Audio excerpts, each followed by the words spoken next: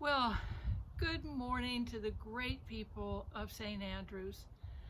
It's Caroline Stewart, and I'm recording this on Thanksgiving afternoon. And what better time for me to bring greetings to you all. Um, um, Dina and I were together, kneeling together on June 16th, 2006. And Bishop Rabb laid his hands on her head, and then he came to me next and laid his hands on mine to ordain the two of us to the transitional diaconate. That was in 2006. And so I came to you several weeks later as a newly ordained transitional deacon, full of enthusiasm and eagerness, and also probably a sense of ignorance and not sure what this was going to be all about. I was with you. It was ordained to the priesthood on January 6, 2007, and Dina was ordained to the priesthood that same day in Annapolis. And I remember bitter disappointment that I couldn't be at my ordination and hers at the same time. I spent 2 years with you all, and left in April of 2008, feeling that I had, quote unquote, completed my time with you. It was a very special 2 years. I remember one silly story that in that first summer I was there in the parish hall by myself, and the phone rang, and it was a parishioner that I'd barely met, and she said, "Caroline, can you come over to my house?" And she was kind of frantic, and I said, "Sure." I said, "What's going on?" And she said, "Well, I'll let you know when you get here."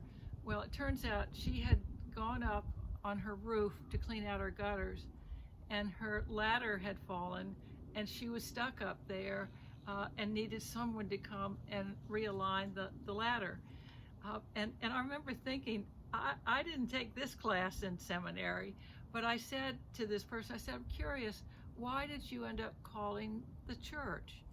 And her answer has stuck with me during my entire ordained life. She said, "Because I always know the church is there to be of help. I always can count on the church." And in this case, obviously, she was assuming that somebody would be at the church to answer the phone, but I took her response more metaphorically, and it's been one of the cornerstones of my ministry that to be a priest or to be clergy is to have a sense of availability on behalf of the church. So I thanked her later for that wonderful lesson.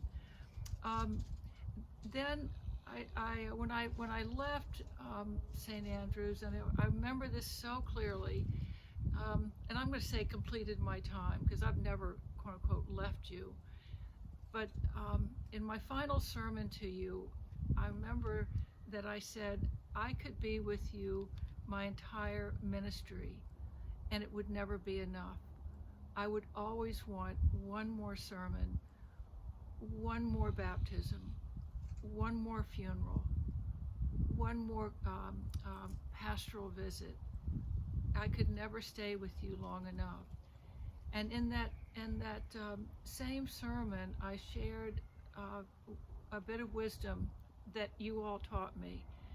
And that is, yes, Bishop Rabb and then Bishop Elof in your parish hall, such a glorious ordination.